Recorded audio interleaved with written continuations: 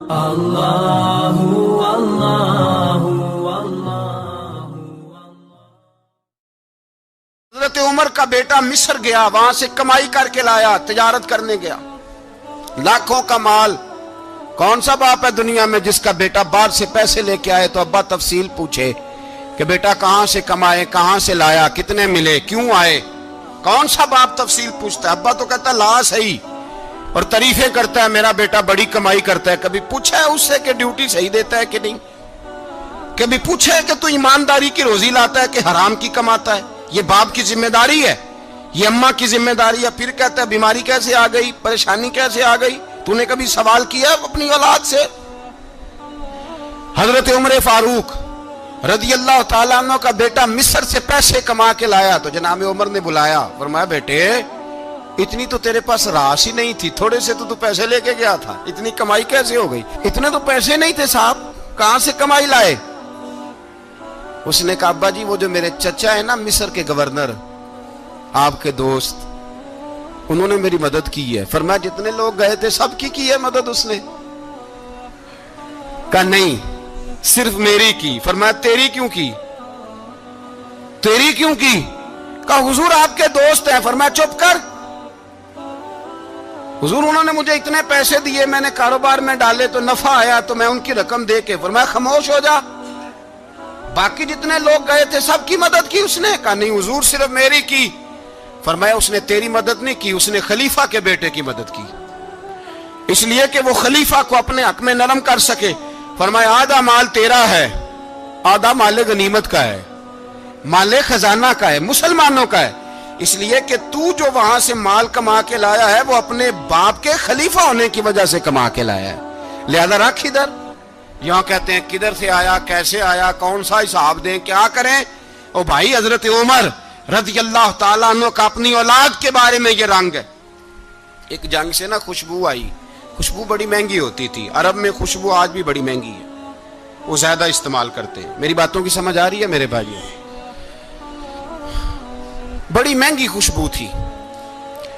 جب وہ خوشبو آئی تو حضرت عمر نے کہا، گھر میں پہلے پہنچی حضرت عمر کے، چونکہ زیادہ عورتیں استعمال کرتی تھی گھر کے اندر خوشبو، مرد بھی لگاتے تھے۔ حضرت عمر نے اپنی بیوی سے کہا، آپ کی زوجہ تو تھی وہ بڑی خوشبو کو پسند کرتی تھی۔ حضرت عمر نے اپنی زوجہ سے کہا کہ خوشبو لاؤ، میں نے ایک عورت کی ڈیوٹی لگائی ہے، وہ خوشبو تول کے نا تو حصہ برابر صحابہ میں بانٹ دے گی۔ تو آپ کی زوجہ کہنے لگی کسی بی بی کی ڈیوٹی لگانے کی کیا ضرورت تھی، میں جو موجود تھی میں بانٹ دیتی ہوں تول کے حصہ برابر۔ آپ نے فرمایا نہیں تو رہنے دے، وہ فلانی بی بی بانٹے گی۔ کہا حضور میں نے بھی بانٹنی ہے، میرے پہ کچھ حق ہے؟ آپ نے فرمایا نہیں تو تفصیل نہ پوچھ، تو خوشبو دے دے، کوئی اور بانٹے گی۔ خاتون خانہ تھی نا، کہنے لگی نہیں مجھے بھی آج آپ کو بتانا ہی پڑے گا کہ کوئی جو بانٹ سکتی ہے تو میں کیوں نہیں بانٹ سکتی؟ زوجہ کہتی عمر نے بات کی تو میری چیخیں نکل گئی۔ حضرت عمر فرمانے لگے جب تو خوشبو بانٹے گی نا تیرے ہاتھوں کو بھی لگے گی، تیرے دوپٹوں کو بھی لگ جائے گی۔ اگر رب کریم نے مجھ سے سوال پوچھا کہ عمر خوشبو تو مسلمانوں کی تھی، تیری بیوی کے دوپٹے کو کیوں لگ گئی، تو میں اللہ کے حضور کیا جواب دوں گا؟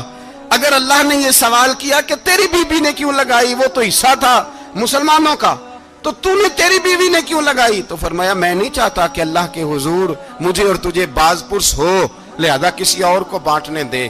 زوجہ روئی اور تڑپ کے کہنے لگی عمر مجھے لگتا ہے صبح قیامت بھی تیری بیوی ہونے کی وجہ سے اللہ مجھے جنت عطا فرما دے گا، تیری زوجہ ہونے کی برکت سے۔ بھائی یہ معیار رکھا، خدا کی قسم ایسا شخص تاریخ میں دوبارہ نہیں آیا۔ اتنا بڑا آدمی، اتنا بڑا شخص، اتنا بڑا آدمی، اور پھر رنگ یہ ہے کہ عمر 22 لاکھ مربع میل کا حکمران، 22 لاکھ، اور کھجور کے درخت کے نیچے مٹی کا ڈھیلا لے کے سو گئے ہیں، پرواہ کوئی نہیں، کوئی مسئلہ ہی نہیں۔ دو غلام ساتھ بیٹھے تو ایک روٹی حضرت عمر نے گھر سے منگوائی، تھوڑا سا سرکہ، تو غلام کہنے لگے ہم نے بھی کھانی ہے۔ فرمایا کوئی حرج نہیں، روٹی کو پیٹ بھر کے کھانا ضروری تو نہیں، 3 حصوں میں بانٹ لیتے۔ ایک آدمی آیا ہوا تھا مصر کا رہنے والا ملنے کے لیے، اس نے پوچھا عمر کدھر ہے؟ تو کہا وہ ادھر جاؤ مسجد میں بیٹھے ہوں گے. اور واپس آیا تو کہنے لگا وہاں تو 3 غلام بیٹھے ہیں, ایک روٹی بانٹ بانٹ کے کھا رہے ہیں, لگتا ہے کئی دنوں سے روٹی نہیں ملی. کہا 3 غلام تو کوئی نہیں, وہاں 2 ہی تھے, تیسرے تو امیر المومنین تھے. اس نے کہا نہیں 3 غلام ہیں, کپڑے بھی ایک طرح کے پہنے ہوئے, بلکہ 2 کے تو پھر صحیح ہیں, تیسرے کے تو زیادہ ماڑے ہیں. کپڑے بھی ایک طرح کے, کھانا پینا بھی ایک طرح کا, اور ان کا نشست برخاست بھی ایک طرح کی ہے, لہذا کوئی فرق نہیں. حضرت ابو ہریرہ کہتے ہیں میں لے کے آیا, اور جناب عمر کو جب میں نے کچی زمین میں تامت سمیٹ بیٹھے دیکھا تو میں رو پڑا. میں نے اس مصر سے آنے والے کو کہا تو اس کے جلوے دیکھ, اگر اس کی ذات میں اتنا حسن ہے تو محمد عربی کا مقام کیا ہوگا. یہ مقام غور ہے, مقام غور. 10 محرم کو لوگ دیگے پکائیں گے نا, نہیں پکانی ہے, کوئی بول دے نہیں, ہاں نہ نہیں کر دے. پروگرام بدلیا تو نہیں دی عید کی کہ وہی کام شروع ہوا ہے لاسٹ ایٹ ہونے والا. کیوں جی, پکنی ہے نا دیکھیں 10 محرم کو انشاءاللہ تعالی, ہم بھی پکائیں گے انشاءاللہ, یہاں بھی پروگرام ہوگا. تو 10 محرم کو جو دیگ پکنی ہے تو ایسا نہیں ہو سکتا کہ 1 محرم کو حضرت عمر کے نام کی بھی کوئی پک جائے. اگر امام حسن حسین کے نام کی دیگیں پکیں تو جو امام حسن حسین کے سے پیار کرنے والے ہیں, جو امام حسن حسین سے, ہم لوگوں نے بھی عجیب رٹا اپنایا ہے نا, ہم لوگ بات کا ایک پہلو دیکھتے ہیں دوسرا نہیں دیکھتے. حضرت امام حسن اور حسین کو بھی نبی پاک نے شہید کہا, اور جناب عمر کو بھی رسول اللہ نے خود شہید فرمایا. فرمایا شہید ہے, خود فرمایا اپنی زبان سے کہ یہ شہید ہے, خود میرا عمر شہید ہے. تو ان کے نام کی دیگ نہیں پکنی چاہیے, اس طرف نہیں ہماری توجہ ہونی چاہیے. اور اہل بیت نبو, یہ بات میں پہلے بھی کرتا ہوں, آج پھر کرنا ضروری سمجھتا ہوں. اہل بیت کا پیار, سن لو کان کھول کے, اہل بیت کا پیار اگر ہمیں کسی نے سکھایا ہے تو سیدنا عمر فاروق نے سکھایا ہے. اہل بیت نبوت کی محبت اگر کسی نے سکھائی ہے تو کس نے سکھائی ہے؟ بول کے بتائیے. حضرت عمر نے. اہل بیت کا پیار ہمیں حضرت عمر نے بول کر کے سکھایا ہے. بھائی یاد رکھیں, کسی کی طاقت نہیں تھی دم مارنے کی حضرت عمر کے سامنے, طاقت ہی نہیں تھی. کیسر و کسرا کانپ جاتے تھے, جرت ہی نہیں کرتے تھے حضرت. اور ہمارے تو تعلقات بڑے ہیں نا غیروں سے. حضرت ابو موسیٰ اشعری رضی اللہ تعالیٰ عنہ فرماتے ہیں میرا منشی سائی تھا, وہ کاتب کہتے تھے وہ لوگ, میرا حساب کتاب عیسائی تھا. تو فرماتے ہیں ایک دن میں نے وہ سارا حساب کتاب لین دین کے حضرت عمر کو دکھائے تو فرمانے لگے جس نے لکھے ہیں اس کو بلاؤ. کہنے لگے وہ ضرور مسجد نہیں آ سکتا. کیوں نہیں آ سکتا؟ کہنے لگے وہ عیسائی ہے. کہتے ہیں حضرت عمر جلال میں آ گئے. آپ فرمانے لگے جنہیں رب دور کرتا ہے تم کیوں قریب کرتے ہو؟ جنہیں اللہ دور کرتا ہے. فرمایا تم غیروں کو اگر عہدے دو گے تو اپنوں کا کیا بنے گا؟ اگر تم غیروں کو عہدے دو گے تو اپنوں کا. یہ سوچ ہے جو آج برما کے مسلمانوں کے لیے بھی ضروری ہے. کہا اگر تم غیروں کو عہدے دو گے تو اپنوں کا. ہم نے غیروں کو عہدے دیے تو دیکھا نا اپنے کس طرح کاٹے جا رہے ہیں. غیروں کو جو عہدے دے دیے جرانے سارے غیروں سے, روز دعویٰ ہوتا ہے چین ہمارا سجن ہے, چین ہمارا دوست ہے. او بھائی دوست ہے تو اس سے کہو نا کہ برما تو تمہاری ایک چھوٹی سی ریاست ہے, چین کے بغیر تو وہ سانس بھی نہیں لے سکتا. اس کو کہو نا اس حکومت پہ دباؤ ڈالے. لیکن ہم لوگوں نے غیروں کو عہدے دیے تو اپنے پس گئے. حضرت عمر کہتے تھے ذمی کا ہم ادب کریں گے, ذمی کافر کا ہم, ایسا کافر جو مسلمان ریاست کو قبول کرے, بدامنی نہ پھیلائے. ایک آدمی کو آپ نے دیکھا آنکھوں سے نابینا ہے اور بھیک مانگ رہا ہے, تو حضرت عمر کو نظر آ گیا. فرمایا کون ہو؟ اس نے کہا میں یہودی ہوں. فرمایا بھیک کیوں مانگتے ہو؟ کہا جب تک تندرست تھا مسلمانوں کو جزیہ دیتا تھا, بوڑھا ہو گیا ہوں کیا کروں. حضرت عمر نے گھوڑے کی پشت پہ بٹھایا, کافر کو گھوڑے کی پشت پہ بٹھایا اور بٹھا کے مدینے لائے. حضرت علی شیر خدا وزیر خزانہ تھے. فرمایا علی اس کا وظیفہ جاری کرو. کہا یہ کون ہے؟ فرمایا یہ یہودی ہے لیکن یہ ہمیں جزیہ دیتا رہا, بوڑھا ہو گیا بیچارہ, بھیک مانگنے پہ مجبور ہے, ہماری حکومت کے اندر رہتا ہے, اس کا پورا وظیفہ جتنا خرچہ اتنا وظیفہ لگاؤ.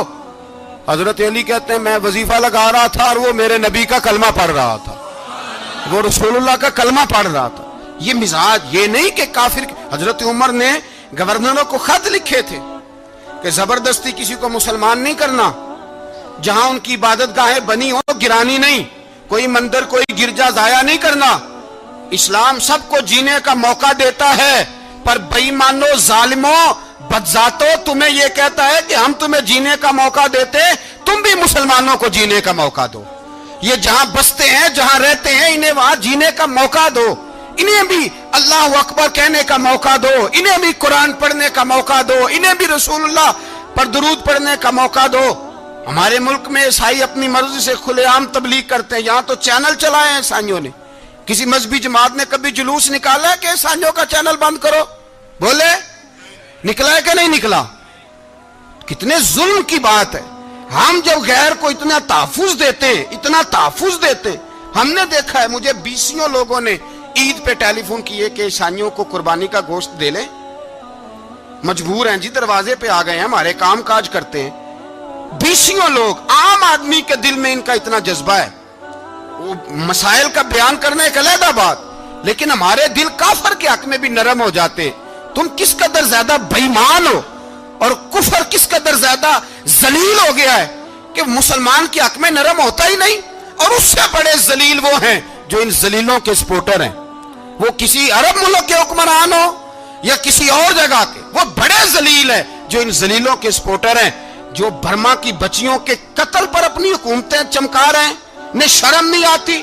اس قدر مسلمان تڑپا ہے، لیکن ان بے غیرتوں کو ذرا ہوش نہیں آئی، اور یہ ان کے کماش، ان کے دلال جو ہر جگہ ان کی سپورٹ کر کے اپنی حکومتیں قائم کرتے ہیں، ان بے ایمانوں کو پتہ نہیں کہ کب ان پر اللہ کا عذاب اترے گا اور کس طرح ان کے پرخشے اڑیں گے۔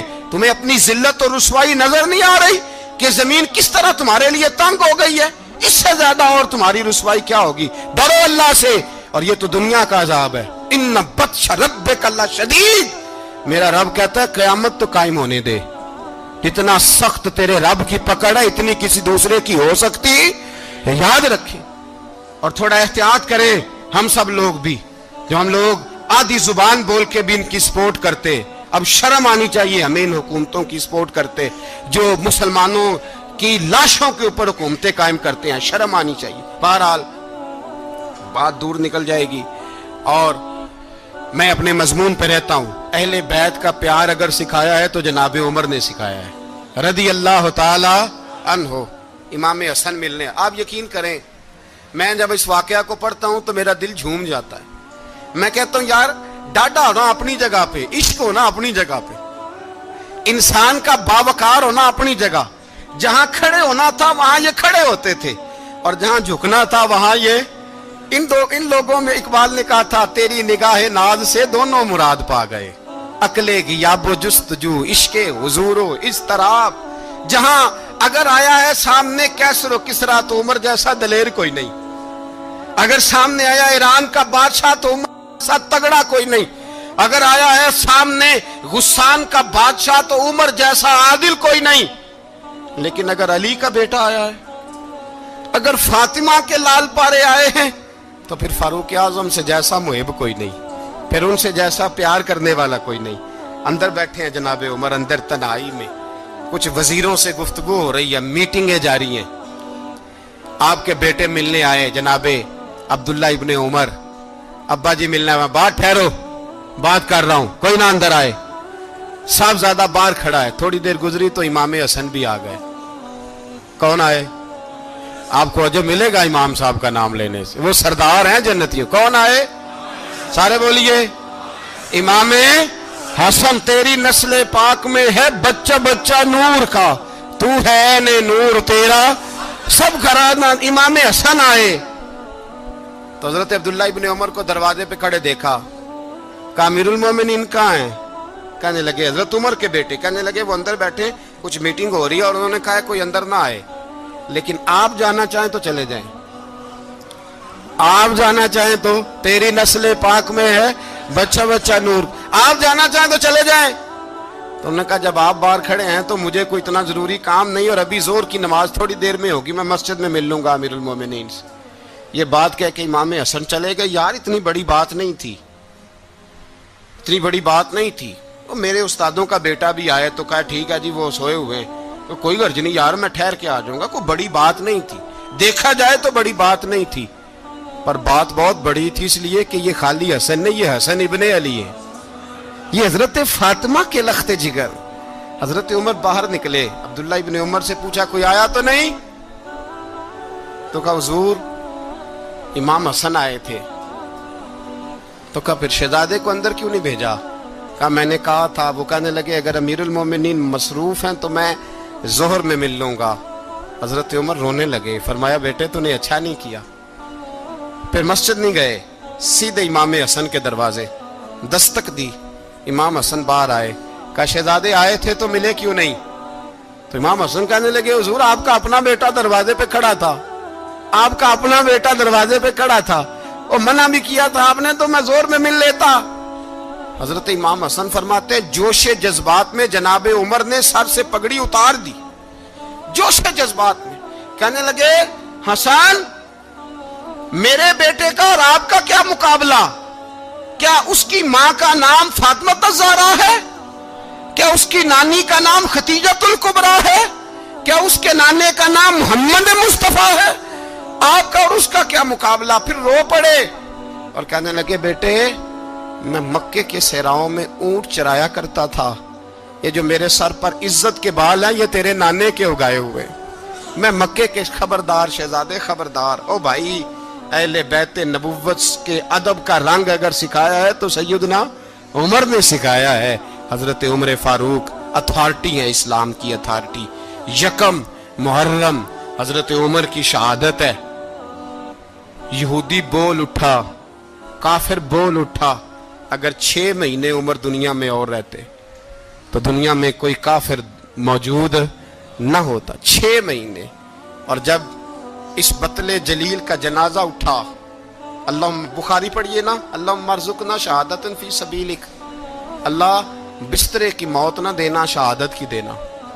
عمر شہید ہوئے, مسجد نبوی میں نماز پڑھاتے, اور جب جنازہ اٹھا تو مدینے کا پھر پیچھے جو دلیر بچے وہ مولا علی تھے. مولا علی, جناب عمر کا جنازہ اٹھا تو سب سے پہلی ہائے جو نکلی وہ حضرت علی کی زبان سے نکلی, اور حضرت علی ساری داڑھی آنسوؤں سے بھر گئی. لوگوں نے کہا کہ علی کیا ہوا؟ فرمانے لگے تم دیکھ نہیں رہے جنازہ کس کا اٹھا ہے, پلٹ کے دیکھو تو صحیح, تم پتہ نہیں یہ کون گیا ہے. کہ حضور کیا ہوا؟ آپ فرمانے لگے عمر اس طرح کے کام کر کے گیا ہے, اب ان کے رستوں پہ کون چلے گا؟ کون اس کے جگر راہ وفا میں؟ میں نقش ایسے چھوڑ آیا ہوں, میں جس منزل سے گزرا ہوں وہ اب تک یاد کرتی ہے. حضرت علی حضرت عمر کے جنازے پہ کھڑے ہو کے کہتے ہیں اللہ مجھے اس طرح کے عمل کرنے کی توفیق دے جس طرح کے عمر کر کے گیا. میرے بھائی بطل عزیز, بطل حریت حضرت عمر رضی اللہ تعالیٰ عنہ, جو اپنی زندگی انقلاب والی گزار کے گئے. عمر جب دنیا سے گئے تو 80 دینار کا قرضہ تھا, 22 لاکھ مربع میل کا حکمران. اور اپنے بیٹے سے کہنے لگے بیٹے کوشش کرنا تیرے خاندان والے مل کے میرا قرضہ اتار دے, میری قبر پہ بوجھ نہ رہے. اور اگر خاندان والے مدد نہ کریں تو میرے دوستوں سے بات کرنا, وہ مدد نہ کریں تو پھر علی سے بات کرنا. ان کا پیار آپس میں اتنا, اور تو اختلاف ثابت کر رہا. 80 دینار کا قرضہ چھوڑ کر حضرت عمر دنیا سے گئے, اور جاتی دفعہ کہہ گئے میرے بعد میرے بچوں کو حکومت کے مشورے میں بھی شامل نہ کرنا, حکومت کے مشورے میں بھی میری اولاد شامل نہ ہو. اتنا بڑا شخص اتنا بڑا رنگ دے کے.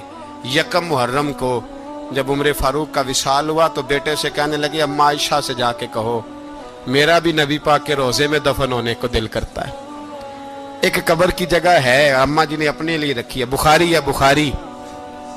حضرت عائشہ کے پاس صاحبزادے گئے, کہنے لگے اماں جی عمر کو زخم لگ گیا ہے, حالت بڑی پریشانی والی ہے.